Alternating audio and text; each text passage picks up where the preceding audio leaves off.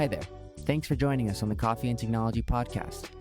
This podcast is brought to you by Cropster, a software solution that connects coffee professionals from origin to roasteries and cafes in over 100 countries. Cropster is used daily by coffee professionals to ensure their customers get the very best from their specialty coffees. In this episode, we speak with Geoff Watts from Intelligentsia Coffee on the economics of coffee. Geoff has over 25 years of experience in the coffee industry as a green coffee buyer, roaster, barista, and Q-grader. Welcome, Geoff. Welcome to the podcast. We're super excited to have you here. How's it going? It's going great. Thank you guys for inviting me. I'm stoked to be here. Yeah, it's super exciting. Obviously, you're a well-known figure in the coffee industry, and for me, it's a good opportunity to learn as much as I can. But I was hoping to kind of start things off for a lot of our listeners.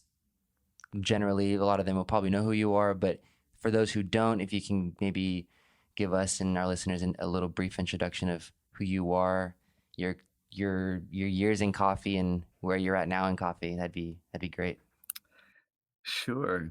Well, my name is Geoff Watts. I'm a very young man who started in coffee as an even younger man back in 1995 as a barista with a company called Intelligentsia. And over the last 26 years, I've worked as a roaster, a coffee buyer, a board member, and various other capacities. And within the company, I've also spent a lot of my time over the last 2 decades working in other sections of the coffee industry with organizations. I was the chairman of the Roasters Guild for a few years. I was the chairman for the Alliance for Coffee Excellence, which runs Cup of Excellence for a number of years. I work now with a lot of sustainability and transparency projects like the Specialty Coffee Transaction Guide. And I'm also involved with the number of other small coffee operations and development groups. Most of my work is focused on creating opportunity for farmers and also trying to slowly change the way the consuming public thinks about and appreciates the value of coffee. Yeah, and I know you're a Mall Yemen event. That's a nice passion. That's been a passion project for you. That seems to be pretty impactful for Yemeni producers and people who are interested in Yemeni coffee. We hope so. Yeah, it's a new project. It's just getting off the ground, so its impact will be measured over the years ahead. But that's the kind of work that really motivates me, because it's the work that's needed to give everyone in coffee, really, a different lens on what coffee is and what it can be, and to begin the process of changing the way it's valued throughout the supply stream. Yeah, absolutely. Well, no, that's awesome. So what we really wanted to spend our time today talking with you about is, in a more general sense, the economics of coffee, how it's evolved, and how technology has played a role in evolving over, obviously, your many years in coffee.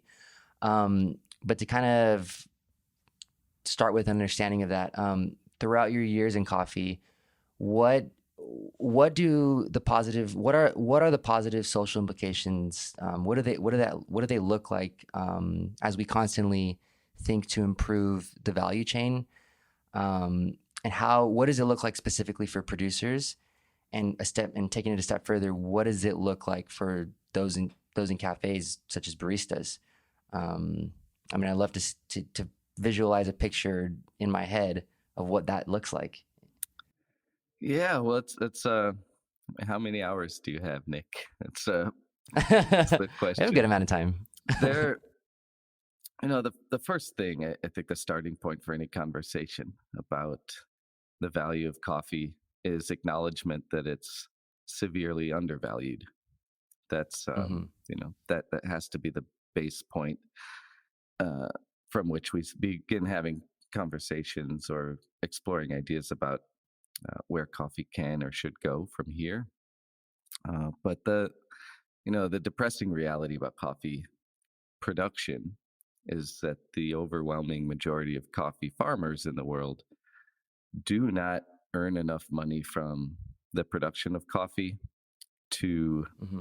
have a viable living income, much less an income that allows for real um, advancement in their livelihoods and creates Hmm. opportunity for growth.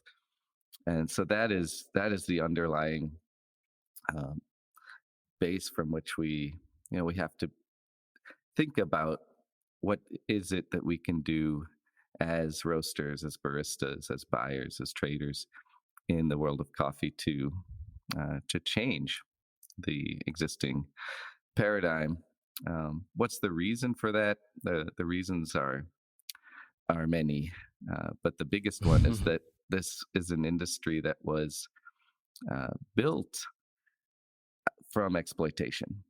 The coffee Hmm. industry, as it exists today, exists in the form it has because it it grew out of centuries, really, of exploited labor. Um, Hmm. the the coffee empires that exist throughout Latin America, um, Asia, and Indonesia, and East Africa were largely built on the premise of close to free labor and the production of coffee as a commodity that could be Hmm. traded around the world uh, for incremental gains in value and sometimes explosive gains in value once it was translated into a beverage. Um, and we've come a long way since then, but Yeah. the fact that we started as an industry at such a low point means that despite all of the progress of the last, say, 30 years of specialty coffee, there's still a long way to go. So, Geoff, this is a fantastic first insight into how the supply chain looks like where we were in the past, and now I would like to look a little bit into what happened the last few years and maybe the future.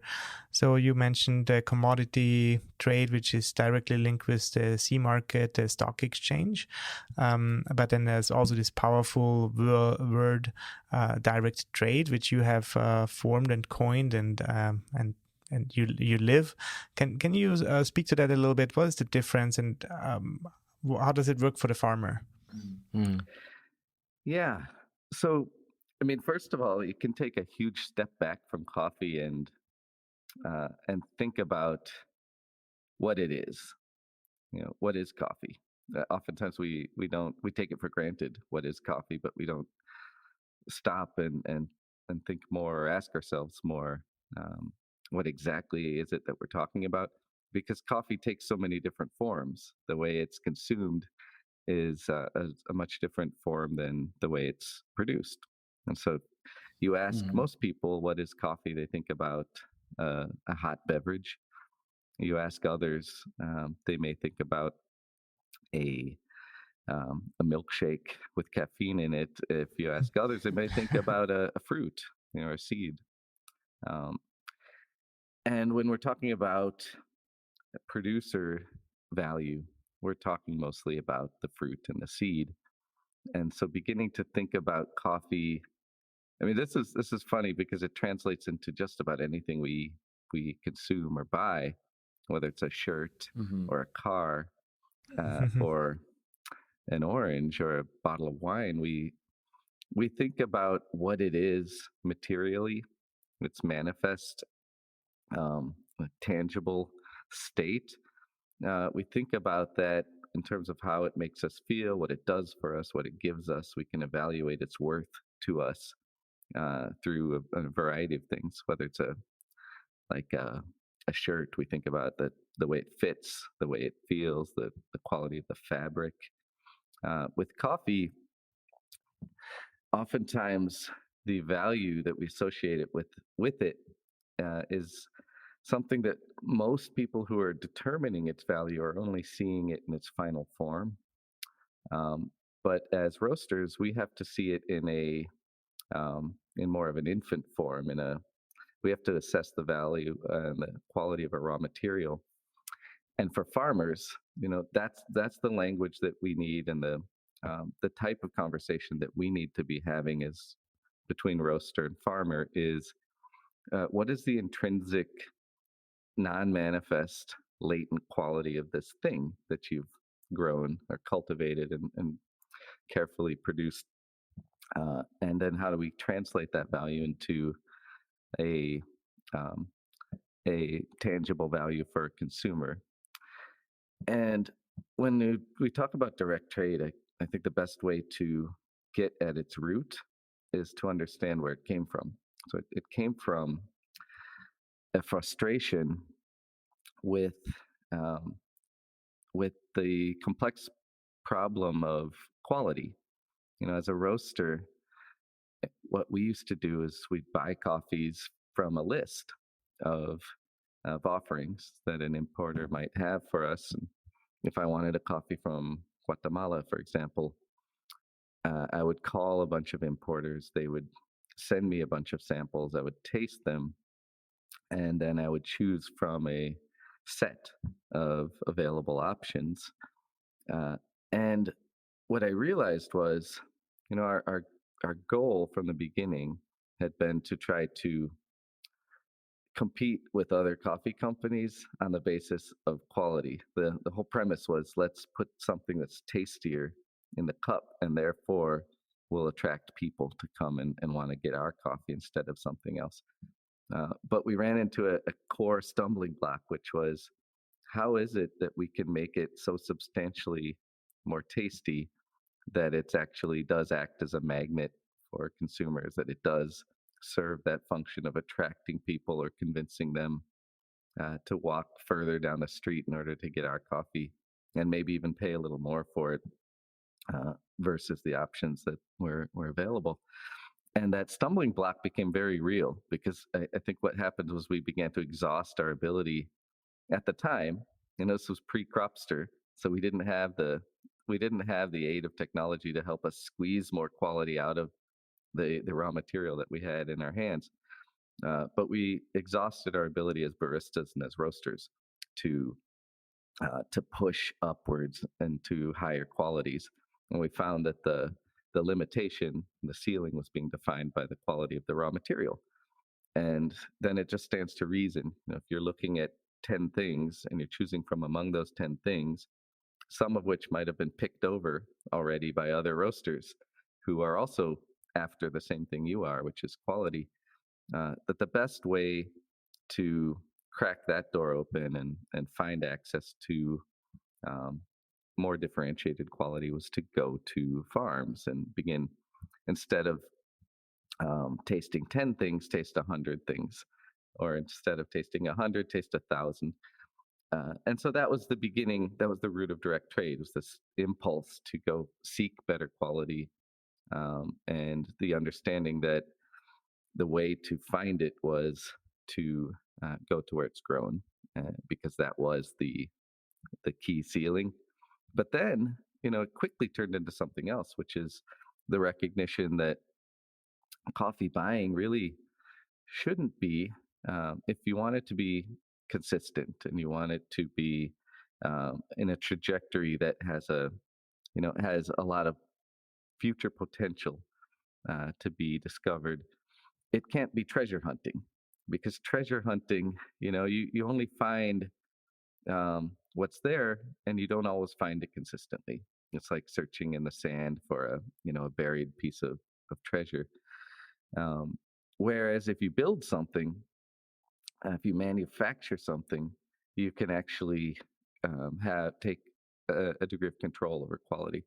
And so direct trade's kind of second iteration was this recognition that if we found farmers who were interested in the value proposition that said higher quality means more value, it means higher prices to consumers, it means higher prices throughout the supply chain, then what we should really be doing, instead of leaving things to chance, was to join hands and try to unlock the secrets of quality production, try to understand how to manufacture better coffees from the start rather um, than let things happen and then hope that quality emerges, and spend a lot of time searching through the pile to find the nuggets. And so that was the basis of direct trade. But then it quickly, the logical consequence of a system like that, or a realization like that, where farmers and roasters look at each other and say, you know what, if we put our energies together and focus on this and solving these quality conundrums, uh, we'll be able to more quickly and more securely produce something that has more intrinsic value. And it's really about eliminating risk, because, as you know, as a anybody that's in business of any kind knows that in order to innovate, you need to be willing to take some risk. The problem, more often than not, or the reason people don't innovate, is either because they fear, the unknown outcomes, or they simply can't because they don't have the resource to do so. And direct trade was designed to be an answer to both of those obstacles, was to eliminate risk for farmers in innovation, and to also make sure that they have the resources that they need to invest in their operations and improve them. Yeah. Yeah. And if we have time at the end, I'd love to talk about how you mentioned quality a lot as part of direct trade. And I'd really like to discuss more a little later how that's linked to price paid per coffee. But, it's like that's a whole nother interesting topic as well. Yeah, that's an important topic, because when Yeah. that is when we talk about getting away from the C market, or um, moving away from commodity pricing models, there has to be an attribute to the coffee that can justify um, higher prices at the consumer level. Mm-hmm. There has to be something that you can hang your hat on and that you can tie value to. And it can't be something. I don't think it can be something as simple as a narrative, or as abstract as a narrative. Narratives are important, but they're somewhat intangible. They're oftentimes subject um, to a lot of ambiguity, or um, twisting, I would say. And they're also somewhat fleeting, because people will care differently about narratives at different points in their lives, or different circumstances will dictate how much they're willing to pay for something that has an abstract value to them. But quality is tangible. It's very real. It's intrinsic to the product itself. So it's something that has a greater degree of stickiness, a much greater reliable value in the marketplace. And as long as we're able to consistently define it and create systems to value it in ways that are predictable and reliable, then we've got something. Now that's a whole nother conversation. The predictable, reliable part is something we could probably come back to. What I hear here is some technology aspect, honestly, because that's all like pointing towards that direction, and maybe you can shed a little bit of light into that. What do we need in terms of technology to make it more reliable, more predictable, more manageable? Yeah, I mean, technology is a key to creating a more sustainable coffee industry for a number of reasons. So it's a key on quality control. And I'll say this this is something I learned as a roaster early on in my career as a roaster. This was in the mid '90s. I didn't have instrumentation on the machine. I used to roast based on color and sound and sight, and looking at the texture of the beans as they were in the process of transforming in the roaster. And I think that's how a lot of people start roasting, and that's how most people roasted back in the 70s, 80s, and early 90s.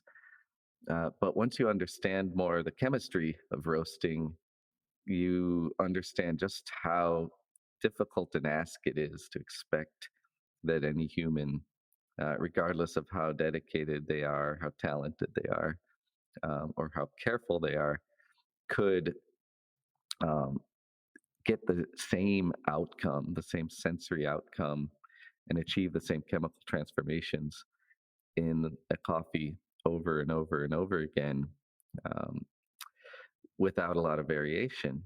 It's really a mission impossible in my experience. Hmm. And then you throw in the wrench thing. Well, it's not. You're not even starting with the same raw material. You may be trying to achieve consistency with 15 or 20 different things, and those things themselves change uh, over time chemically. And then over the course of a year, you may cycle through dozens or hundreds. So you start to compound this challenge of how is it that I can, if quality is the goal, and I built my business around the idea that quality is the thing that will allow me to succeed, will give me some space from my competitors, and give me the ability to go out into the marketplace and offer a value proposition that is visible and visceral to my customers. That isn't something that depends on a story I'm telling them, but depends on something that they can see and feel, and that gives them pleasure directly. Um, how can I possibly achieve that if I can't even control the processes that are Hmm. critical to realizing quality or manifesting quality that is, when the coffee's in its raw form, just latent. And so once I started working with Cropster, and I began to apply uh, measurement tools and technology to the process of roasting coffee, it unlocked new access to quality. Frankly, it unlocked, like, almost. I grew up playing video games. I love thinking about when you got that next piece, and it unlocked a new Hmm. power. It gave me the power to roast more accurately, more precisely, more consistently. But most importantly, it gave me there still was no blueprint for coffee roasting quality, and I think there still is not even today. It's still a dynamic thing that we're all learning about in real time. But back then, there were even fewer resources. You couldn't go and find curves out there that people recommended. The amount of science available was low. So to achieve higher quality, we depended on the tool to be a core of our R&D, and it was trial and error that led us to better taste. Was um, experimenting with changes in the roast curve, being able to understand what they were, measure those changes, and then uh, taste the coffees, measure the outcomes, find what we liked, what seemed to work, what didn't, and then repeat it. Um, and then slowly refine it over time as our sensory exploration revealed more nuance in the coffee. So we were always chasing this idea of an even more refined, even more balanced, even better, more articulate taste in the coffee. And that same principle applies to farming, because, but it's hard, it's even worse, an order of magnitude more challenging, because as roasters, you could roast 10 things, 10 roasts in a day, and taste them all. So you have 10 iterations to work with as part of your R&D. Farmers, the cycle, the coffee production cycle is measured in months and sometimes years. If you think about the Yeah. changes you could implement, the levers you can pull as a farmer to influence quality, whether it's genetics, which takes years, because from the moment you plant a seed, it's at least 3 years usually before you can begin to taste what the outcome is. But then soil manipulation, um, nutrition programs and regimens, the impacts of those things aren't seen until later, and you only get one shot per year. So it's, I would say, even um, doubly important for farmers to employ a technology to allow them not to instantly transform what they do, but simply to have the ability to track and measure and learn from both the successes and the failures, so that each successive harvest they can make good decisions that move them closer to a higher quality outcome. Mm-hmm. Yeah, and so that makes me. I want to continue on this conversation of quality now, because that makes me think of a few more interesting questions and points to bring up, of not only how every part of the supply chain can cooperate to improve quality control. But before we get there, to kind of set us up for that conversation to keep going further, I really would like to go back really quick and maybe discuss the implications of the market price and how quality can then be linked to that. But how do we decouple the C price to the farm gate price? I know a lot of that has to do with quality, but obviously, how do we decouple that with less risk and distortion and create a shift from price takers to price makers? Nick, I'm very glad that you asked that question. It's near and dear to my heart. Quality was the low-hanging fruit, in a sense. It was the one thing, as a young roaster and then a young coffee buyer, I could look at and point to as an easy means of distinction. But it cannot be the only thing we place our energy behind in terms of seeking to decouple specialty coffee or high quality coffee from the marketplace, simply because we're still, hopefully 20 years from now, 10 years from now, with the help of better and better technology and more resources that can be deployed in the field, we'll get there to where coffee quality itself, intrinsic seed quality, can be an even bigger difference maker in price than it is today. But I think the real decoupling has to start with the recognition that the futures market itself is a tool that was poorly designed from the beginning. It was not designed to create value for coffee farmers, and that it's fundamentally flawed as a system for valuing coffee. And I'd almost argue that it effectively needs to be discarded and rebuilt in a more sensible way. But the question is, what can we do now? What is the path forward to decoupling? And I think it begins with an understanding that in the first place, no market system works, no production system works if the costs of production are higher than the street value of what it is you're producing. No industry can function like that, except maybe tech for a limited time. Like we've seen plenty of examples of tech companies that lose money year over year, but continue to become worth more and more billions.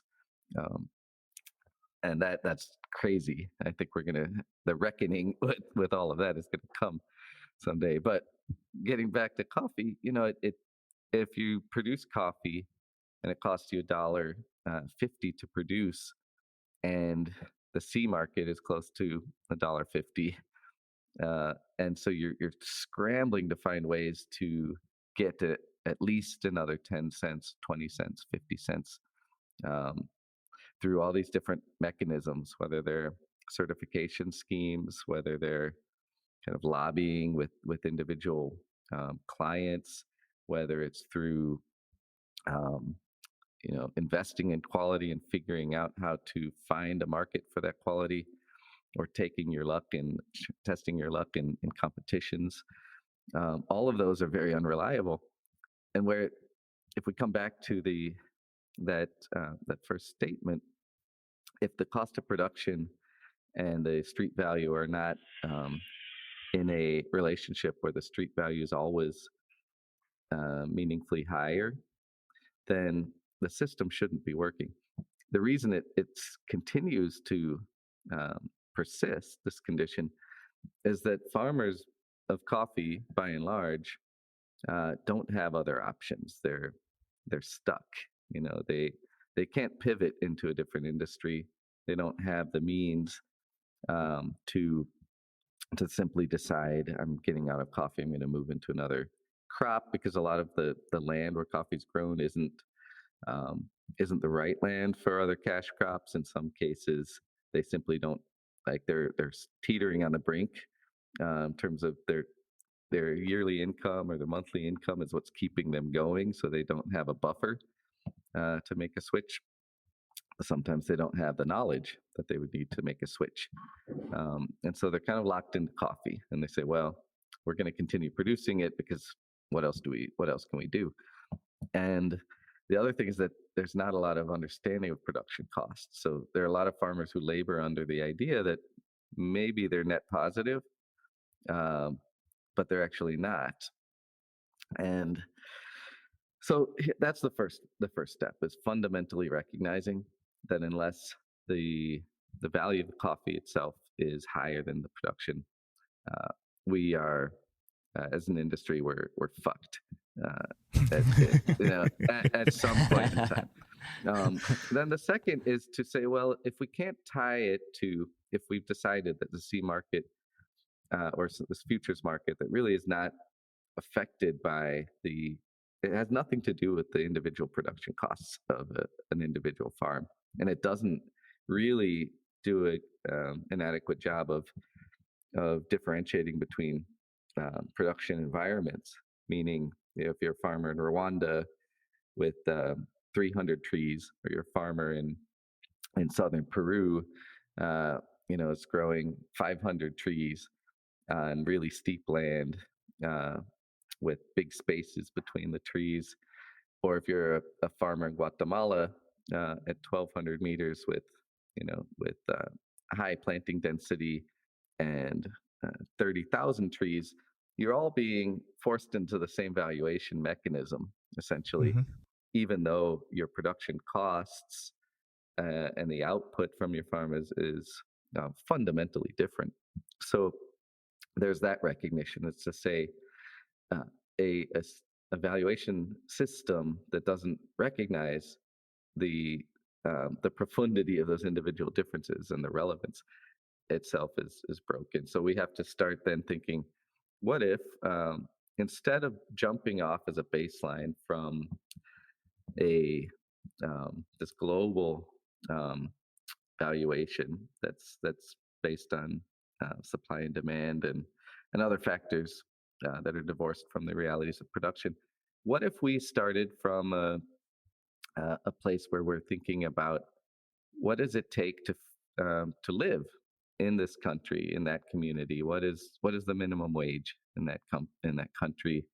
What would be the income at a minimum wage job in that country? And then we begin to layer on top of that, what does it take if you're a family of four, living in this part of Costa Rica, to earn enough to meet these minimum baselines of sustainability, like get over the poverty line, get over the living income metric. And then we start to think, okay, how does coffee fit in that scenario? That's one way to begin to do it. But I'll tell you about a shortcut that's happening right now. Maybe a shortcut's the wrong word, but another way to do it would be to see, let's look at where coffee production and sale is actually working today. Where is it working for producers? Because there are examples of producers who are thriving. Let's look at those and let's study those, and let's see if we can derive some different baselines based on those scenarios that actually are working. And there's a new tool out in the world called the Specialty Coffee Transaction Guide, which now has 3 years under its belt. And it's attempted to do what seems like a simple feat, but it's actually it's quite complicated, the mechanics of it. But to study what is the specialty market paying for coffee of different qualities in different sizes. So if you're Mm-hmm. buying a container of coffee, that's 42,000 pounds. Not everybody buys containers of coffee. Some people buy 2 bags of coffee, which is a couple 100 pounds. What are people around the world paying for those different quantities and those different qualities? And so now, instead of looking at some artificial disconnected reference point, we're looking at what is the market actually doing in scenarios that are functioning today, and then checking those baselines as a new starting point for conversations about and exploration of effectively what is the right price for coffee. I think that's what we're trying to answer. What is the price that works for everybody? And if we start in a market scenario that is ostensibly, at least, more functional than the very dysfunctional commodity marketplace that we have today, then at least we're starting from a space where we're a little bit closer to the answers we're looking for. And what does it now mean for the coffee buyer, like the coffee drinker, when they go to a cafe, when they buy their green beans, their roasted beans? How do they know if they are paying the right price, or is there an indication of you're definitely not paying the right price? Yeah, that's the $1 billion question. We just asked. So, I mean, you're familiar with the Coffee Barometer, right? And you've seen some of that work, which is I think one of the most glaring and single most meaningful data points that they show in that work is that of this coffee industry, which is loosely valued at $200 billion, only about 10% of that $20 billion of the 200 stays in origin countries. And that 20 billion, that 10% slice, has to get divided up between all of the people involved in coffee's production, from a farm to a farm worker, to a miller, to a truck driver, to the people working in the ports, and all of that has to be part of the pricing. So you start from that point, and you say, well, this is okay, like definitely not fair, right? It's definitely inequitable distribution. And then you think, as a consumer, what is it that I'm buying? I'm buying either a bag full of beans that I then make at home, or I'm buying a drink. So I'm consuming coffee in those forms. Now, actually, you've got all these other forms. You've got coffee in a can, cold coffee in a can. You've got ground coffee in little plastic pods. You've got coffee in ready to drink, latte forms. You've got coffee in milk. You got coffee in nut milk. You got coffee in ice cream. You got coffee in everything. So you're kind of a couple steps away from being attached to the actual raw material itself, because there's a lot of other ingredients now. It's gotten more complicated. The question you just asked is more complicated today than it was even 10 years ago, because coffee is often being sold as an ingredient rather than as a standalone material. Right. But let's say you're a consumer and you want to say, what is the right price for a pound of coffee? Because that's the easiest. It's the most direct unit, one-to-one unit that you can compare. I think there are a number of questions you need to ask yourself. You need to ask, first of all, what is the landscape look like? What's the replacement cost of this thing? So, am I willing to pay 20% more, 50% more for this one versus another one?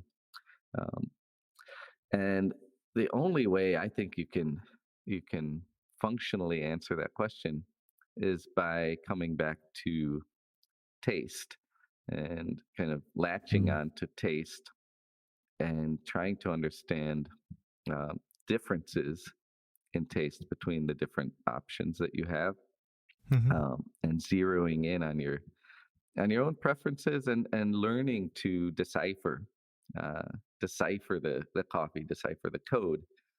Um, that's proven to be a very challenging thing in coffee because, let's say you're buying a car, and maybe this is a shitty example, but I'll use it anyway, because it came out of my mouth, um, which isn't really a good reason or justification to do anything just because it came out of your mouth. But here we are. So it is what it is. So let's say you're looking at cars and you have a BMW, and then you have an old Ford Pinto, and you're trying to assess, like, why does this one cost so much more than this one? What is its value? There's things that are pretty easy to look at. I mean, you can open and shut the doors and see how tight the mechanisms are, and you can drive it and see how, like, crisply what you do to the steering wheel translates into changes in the way you're moving. You can feel the quality of the seats. You can see how fast you accelerate. Like, all of these things are indicators that you can latch to and use as you're trying to assess value. With coffee, if you're looking at beans, this is something that may be, I think, new for most consumers, but you can actually pour the beans out on a table and really look at them. I mean, look at them, and see them. Don't just look at them, but see them. And you'll start to see some profound differences immediately. In terms of how well they're sorted, how many of the beans themselves are broken, how big they are, how small they are, what the difference between sizes in the beans. And that can begin to give you some clues about how it was produced and what its value might be. But then the other piece is investing yourself as a consumer in tasting the coffee in its most most naked form, which is black coffee brewed in a filter and espresso machine, and simply taking the time to begin to decipher the fundamental characteristics in the coffee that do link pretty well, not perfectly, but decently, to causal factors in the production that tell you something about how it was produced, under what conditions it was produced, and most importantly, with what degree of care it was produced. And this is another linkage back to, I'm getting a little bit abstract here, but the idea is that if coffee's natural state, like without careful human intervention, is typically pretty poor, because there's just, like, it doesn't ripen evenly on trees. It takes a lot of sorting to realize its best flavor. And so if they're indicators of poor processing, that's an indicator that the producer probably was not very well compensated, or there is no incentive. There's no financial incentive in place for the producer to do more than the minimum. So I guess what I'm trying to say is that there's no good roadmap for a consumer, but there are a lot of clues that you can.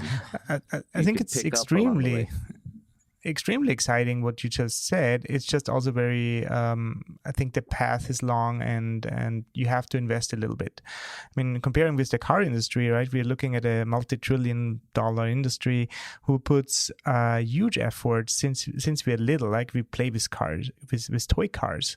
We hear all the advertisements on TV, radio, internet all the time, right? So they they give us a lot of clues why a car is better than another one. So we really familiarize us with the product from an early age on, and that helps us later either, well, it influences us, but it also helps us to decide what a good product can be or should be. And with coffee, of course, first of all, the industry is smaller. And I mean, at the end of the day, that's what I've seen a lot of great brands doing, including Intelligentsia, right? Or starting maybe even in some markets where customers got the chance for the first time to experience a coffee in the raw form and more intimate. But that process is still going on. So it's I think it's not we're not done. It's far from done. And that's on us, I think, as an industry. We have to want to help consumers make those linkages. We have to have like a genuine desire to see that reality become manifest.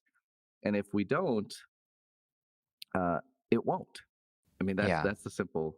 I think that's the simple truth.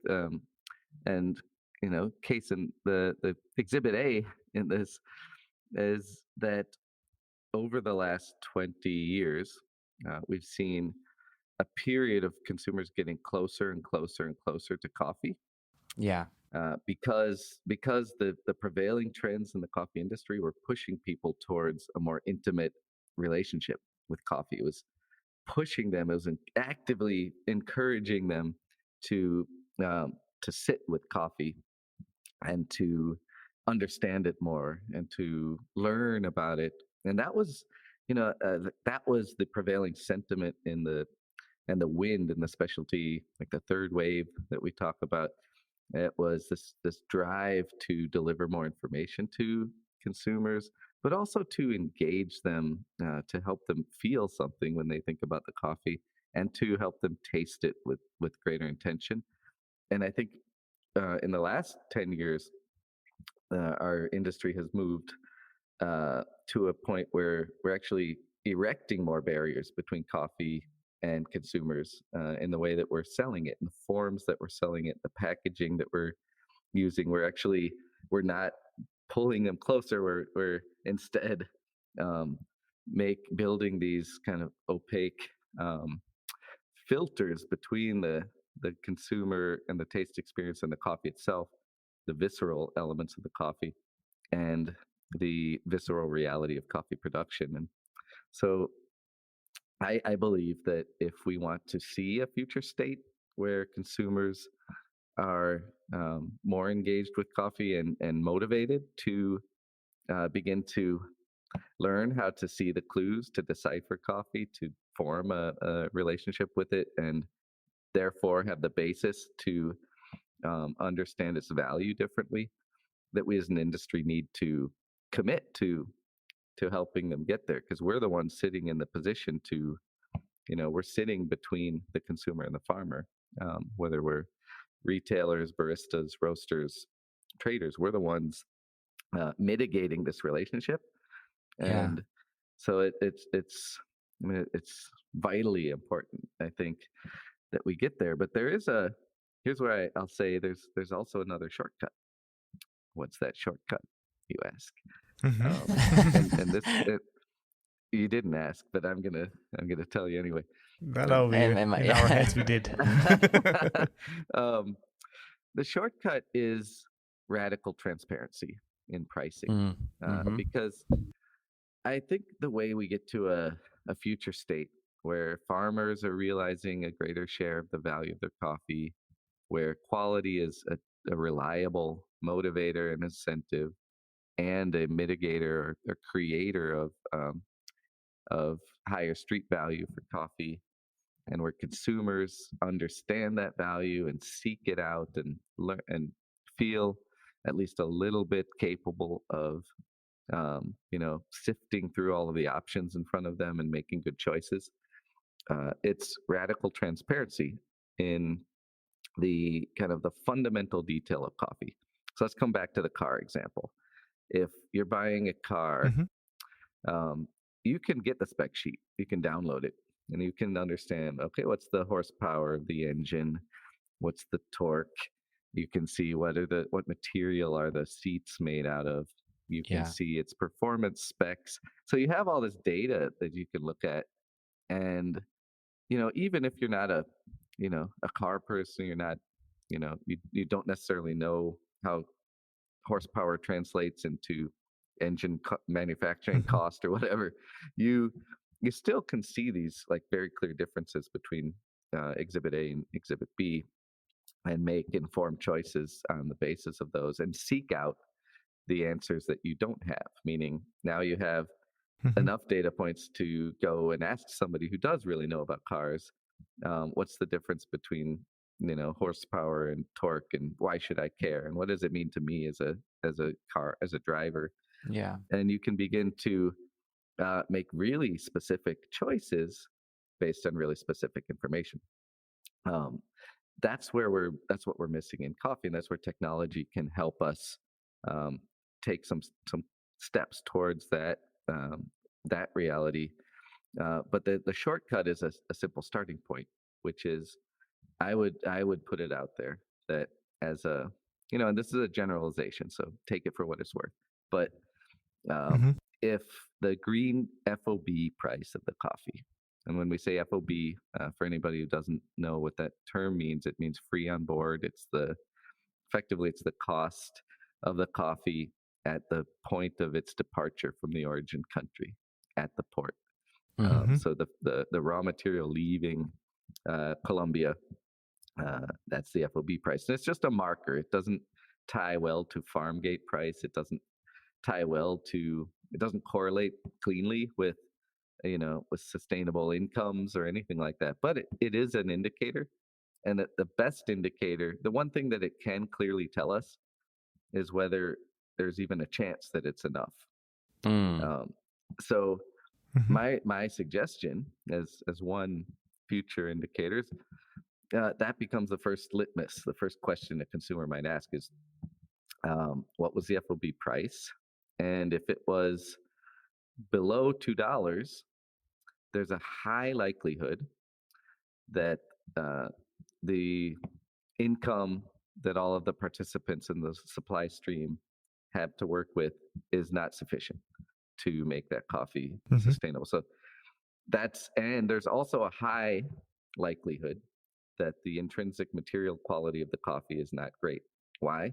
Because there are some like very mechanical production aspects of coffee that add incremental cost, like taking out defective beans. That comes at a cost. It reduces the weight, and the closer you get to $2 and below per pound, the less likely it is those things can happen, or happen well, because the math doesn't Hmm. work. The math simply doesn't work.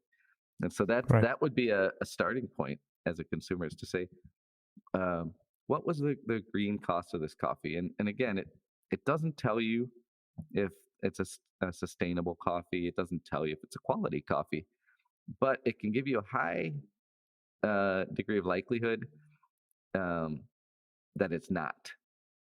So it's more Right. of simply, But now FOB prices is not exactly what's on the coffee bag. So I go in a coffee shop or in a supermarket and I see like, well, I get $10 coffees, I get $15 coffee, $20 coffees.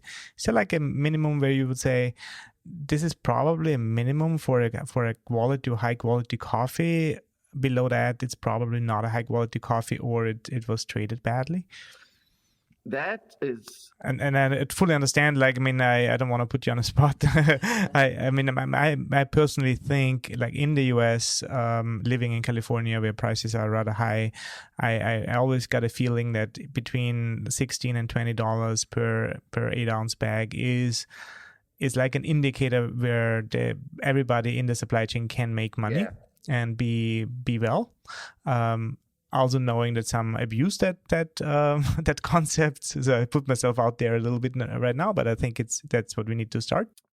Yeah, and I think it's important because I feel like there's still a group of people in the consumer market that they want to buy coffee that's ethical, and they want to buy coffee that's higher quality, and they want to support good brands and whatnot.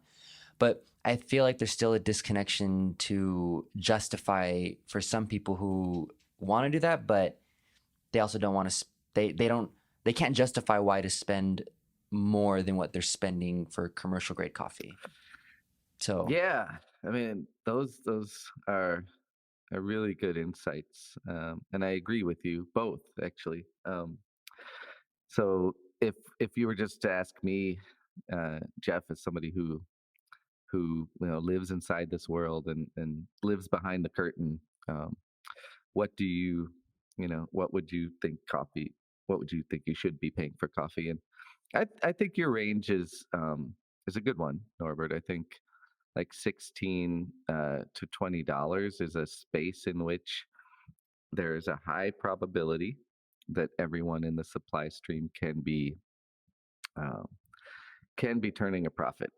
Um, Now, if you ask me if you want, or if your expectations are such that you expect extreme quality, like you definitely have decided you want a BMW rather than a Ford. And forgive me for all the Ford lovers out there. Fords are fine, so I don't have anything against Ford. But if you've decided, and I don't know if maybe you guys can give me a better analogy, because there are some things that let's go to cheese. How about let's get out of cars? Let's go to cheese. No, I mean the car thing was. I can relate to that Okay, perfectly. But okay, cheese, okay, we fine. can do Like, that too. if what you're, let's say we start with 3 tiers. We'll make it simple. You've got Velveeta, which is not really even cheese. It's just kind of a cheese product, I think. And then you've got, say, the slices of cheese that you could buy at your supermarket that are kind of indistinct. They're not the cheapest, but they're not that expensive. They're okay. They're fine. They do what they're supposed to do, but they don't deliver any like special quality. They're not memorable. And then you have the cheeses, the artisan cheeses that range in price dramatically, from $10 a pound to $50 a pound or more.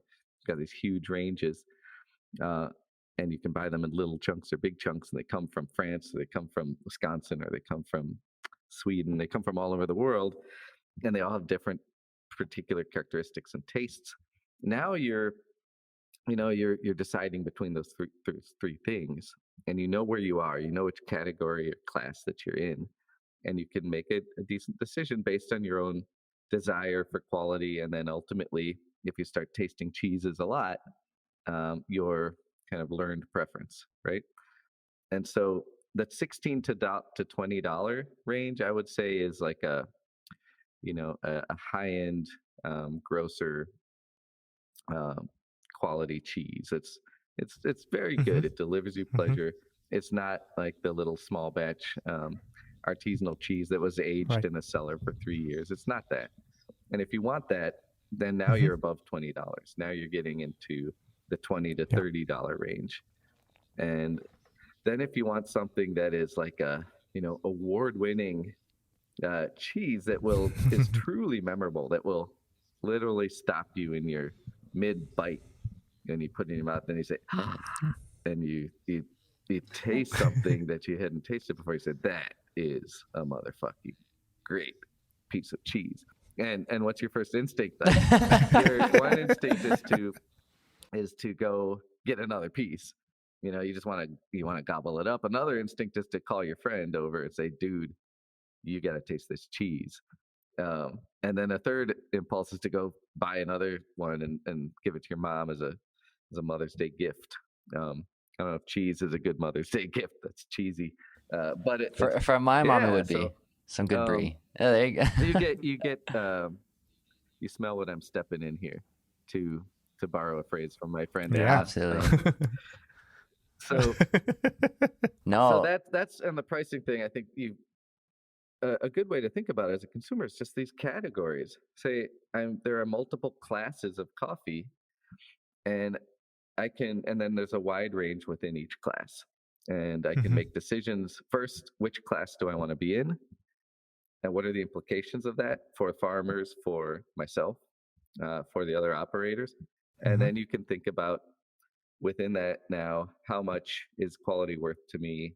What qualities, specific qualities, are specifically interesting to me, and how much am I willing to pay for those? And those decisions cascade from the amount of time you're willing to spend drinking your coffee, how often you drink your coffee, how you drink your coffee.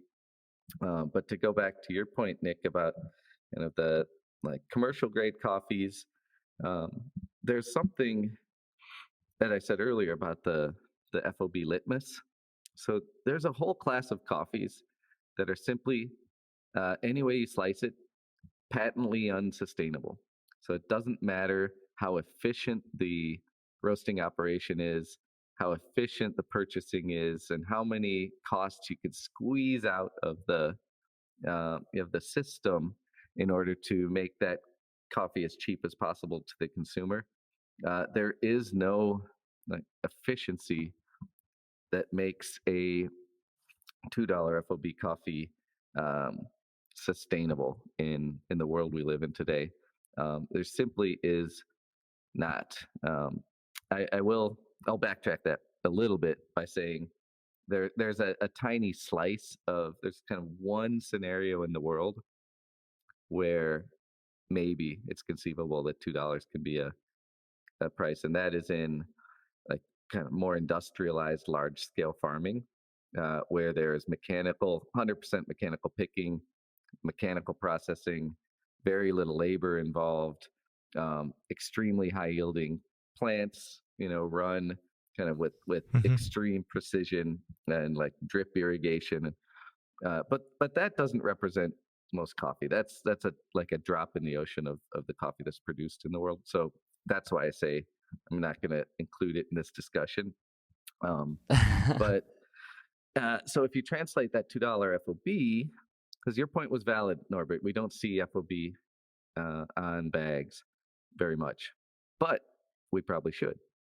That may be something we start to see more in the future, or QR codes that tie back to FOB pricing, because I think there will come a time when consumers, where we move to that stage of the sustainability, the larger sustainability movement, where we move past storytelling, we move past narrative, and we even move past quality, because there's only one thing that we have left that is tangible enough to actually hold people accountable to and track and measure, and that is these prices at different points in the supply stream. So I do believe that FOB will be something that we start to see more, and then ultimately Farmgate is the next step, that we'll start to see Farmgate prices displayed on bags. I think that's in our future. But until that point, how do you translate, what is just too cheap, I think is what you were asking. Is this $5 coffee, $5 per pound coffee, is that okay? My answer is no. There are very few scenarios in which that is okay. So as a general belief system, or general working consumer model, if you're a consumer, to all you consumers out there who are listening to this, all three of you, there's a $5 coffee. Just there's so few scenarios in which that could be sustainable, that they're not even worth considering. You can kind of flush them out of your mind. $8, $8, okay. You can start to have more scenarios where that might be feasible. $10 a pound, okay, a few more. $12 a pound, a few more. $15 a pound, okay, now we're getting somewhere. So effectively, as you go up, you're increasing the likelihood that whatever was behind that coffee is viable for all of the people involved in its production. But now you also have to steer through the charlatans, because there are coffees that are high priced, but that were purchased for $2 a pound. And so how do we get to those? How do we weed those out as consumers to make sure that we're not simply being fooled into thinking this is sustainable, because we've bought into this idea that, well, if it costs $15, then it must, the farmer must have made more than X. And you can't. I mean, there is no simple answer. You have to do a little homework. Yeah, I kind of feel like if if you pay $20 a pound or less for that bag of coffee, you have the right to ask. You might not have that right at the $5, but at the $20, you definitely can ask a few more questions. And those companies who have those coffees, they should have some answers for you. And most do. So most are more forward with information on the bags already. Or if you ask baristas or ask like the point of contact where you get that coffee, you get a little bit more. And there's more to be done for sure. But I think that's where it's heading. To me in general, I mean, it was so beautiful to see during this conversation, relationship coffees, about that communication we need between farmers and green coffee buyers, but really also between the roasters and the end consumers. So it's really all about communication in the end of the day to figure things out and make things better. You are so right. You just solved the whole thing. You tied all of this together and you solved the whole conundrum with one simple statement, which is it's all about communication. Yeah, because that's all of life. It's well, all of life. You're right. We just solved all of life. It's about communication. That's awesome.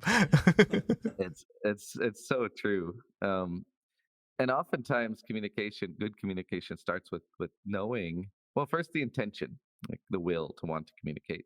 Yeah. But then also the just the simple base understanding of what to talk about and what questions to ask. And I think you said it well, Norbert. If that can be a starting point, is if you are willing to shell out more money for coffee, which is a personal choice, I think it's the right choice, not just because you're helping support a more sustainable world, both from a climate and environment perspective, which is a whole nother topic. Why cheap coffee is bad for the environment. That is a powerful topic that needs to be explored in this podcast at some other time. Yes, absolutely. But then why social structures and communities depend on sustainable pricing in coffee, and what is the consequence of community breakdown and and entrenched poverty. That's another, which also ties back to environment as well. But anyway, I think what you're getting at is, first, there's a need to, there has to be a will to want to communicate. And I would put it out there that even if you're just purely selfishly motivated, all you want is to, you don't really care so much about the rest of the world, which I don't endorse, being that way. But if that's the way you are, you can still make the right choice out of a selfish desire to obtain something of high quality and to not feel like an asshole, by like knowing that you don't understand your choices. Like my generation might say, treat yourself.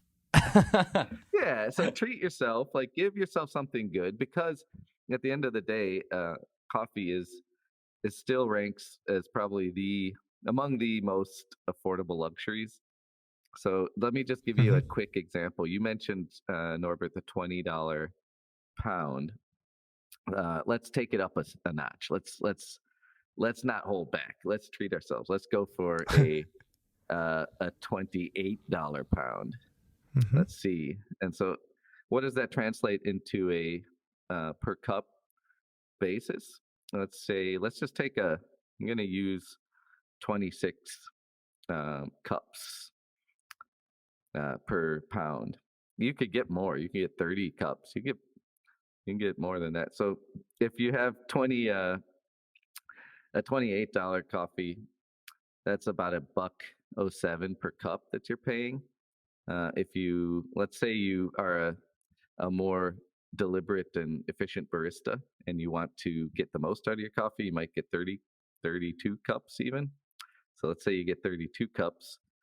Now I'm calculating this as I'm sitting here, 87 cents a cup. So that's and let's say you only have two cups a day, um, 2 or 3 cups a day, you're spending a couple bucks on to drink a really, really, really nice coffee versus spending, let's say you spend $10, um, then you're around 40 cents. So you're paying an extra like 60 cents a cup for something that is not just a little bit better, but a whole different class better. Like Yeah. arguably some of the best coffees in the world can be had for $20 to $28 a pound. And then you compare that to every other thing that you consume, like a beer.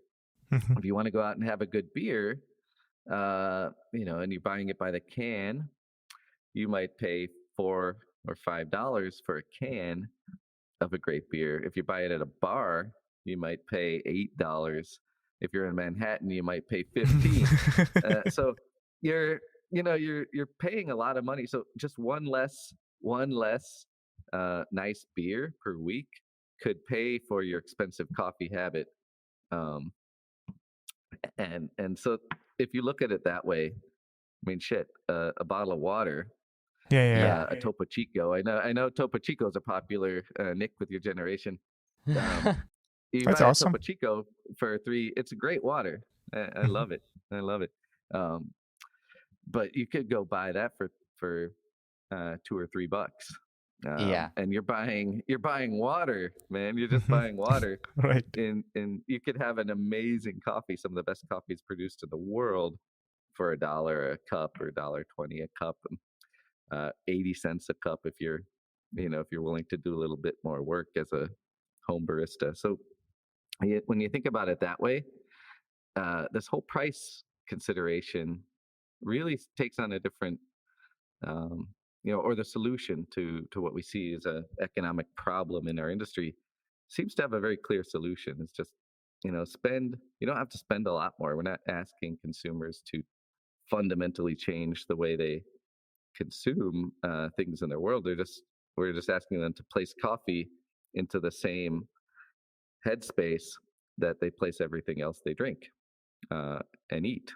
I would like to add one layer onto that more hedonistic. I drink just the best, and I mean I might not even care about the rest of the supply chain, but ultimately we have to care about the supply chain, because if I want to fulfill my hedonistic best coffee habit every day, I need to make sure to fuel the engine, and that only happens at a certain price. So if I want to have that $28 coffee in the future, I have to make sure that the supply chain can survive and thrive.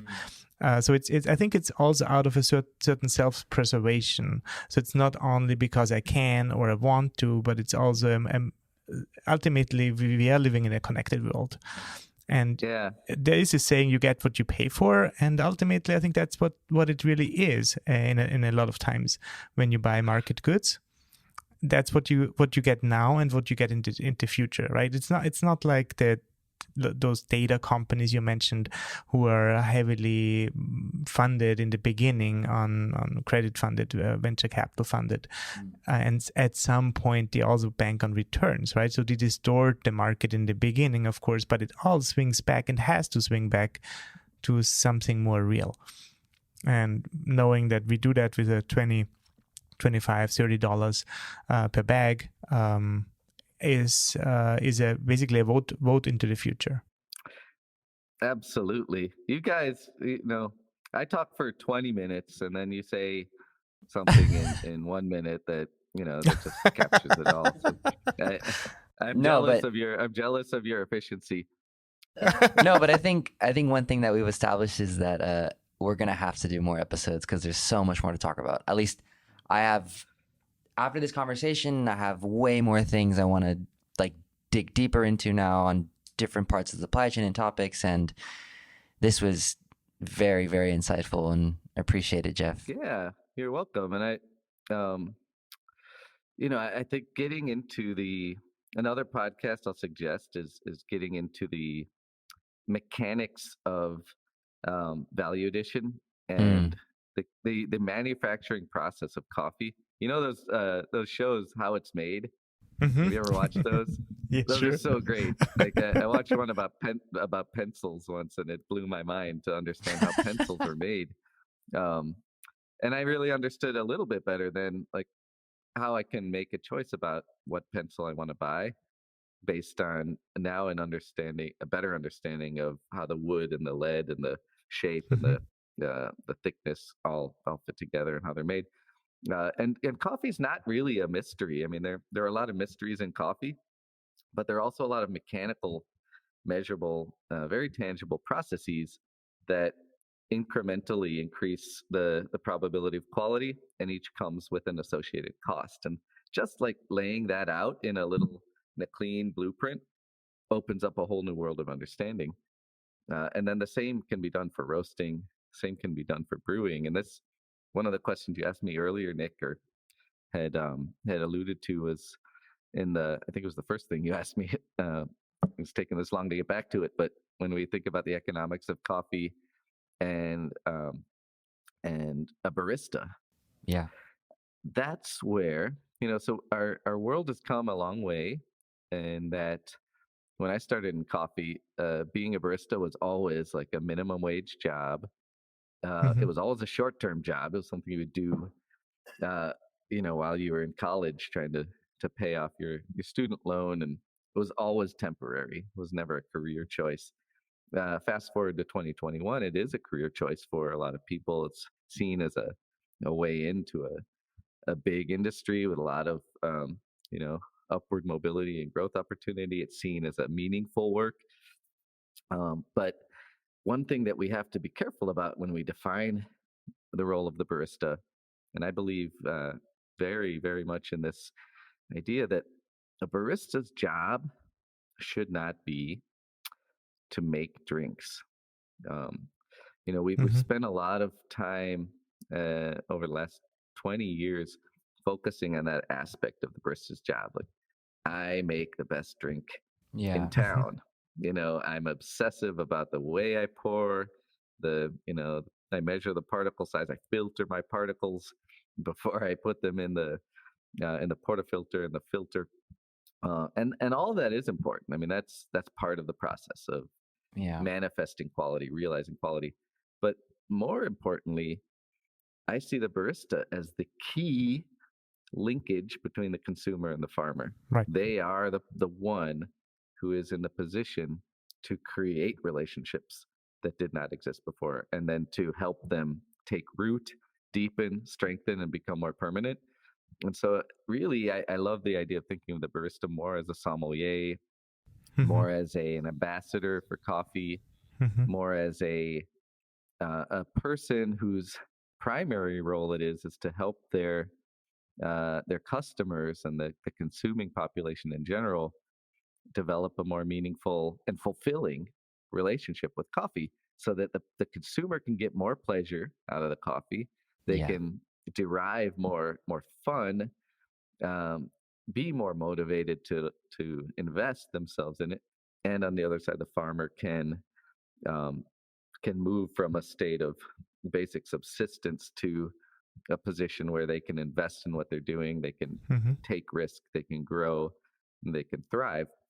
And the barista to me is kind of a linchpin in all of this. And so we think about what's the value of coffee to a barista. I would argue that the cheaper the coffee, the less intrinsic value the coffee carries, the Mm-hmm. less there is to talk about, the Yep. less there is to sell, Mm-hmm. the less substance there is to actually work with as a barista. And the more high quality the coffee, the more now you have loads of narratives to shape around the coffee. You Mm-hmm. have loads of intrinsic detail to think about and talk about, and you have now the ability to come out into the world with something that carries is charged with meaning and value. And now your job becomes, how do I translate that into a means or form that my customers can understand? And by doing so, like I create the magical link. You know I manifest through my own power a this beautiful relationship that wasn't there before, and I forever change the trajectory of the lives of the people on both sides. because I've given a gift, and that is doing that is communication. So it comes back to what you said before. That's communication. Right. So now your value as a barista is not tied specifically to how well you can make a drink, but rather how well you can communicate about that beautiful drink that you made, how well you can communicate about value, how well you can serve this role as ambassador. And that changes the game totally, because now you can, there's a clear path to developing more value as a barista, is investing in your knowledge, learning more about the mechanics of coffee from seed to cup, learning more about hospitality and salesmanship. And it adds dimensions to the job, which is critical because technology is going to disrupt the barista space. Like the cushy barista life of the last 20 years, I think is endangered to some degree because robots are becoming increasingly able to make coffee drinks as well or better than human beings. And while you'll never replace like the idea of the great bartender, the mixologist, the sommelier, you can replace the mechanical function of translating a roasted coffee bean into a beverage. And also the type of beverages people are reaching for. Coffee shops now are increasingly becoming prepackaged things like bulk made cold coffees, batch brews, et cetera, to where that mechanical skill of a barista is becoming decreasingly valuable in the marketplace, but the knowledge, will become increasingly valuable. So, coming it back to technology, I think that's something to think about if you're a barista. Yeah, no, absolutely. No, again, we really appreciate you spending the time and letting us learn from you. Super, super insightful, and thanks again, Geoff. Really appreciate it. Anytime, man. I enjoy talking about coffee, as you could tell. Maybe a little too much.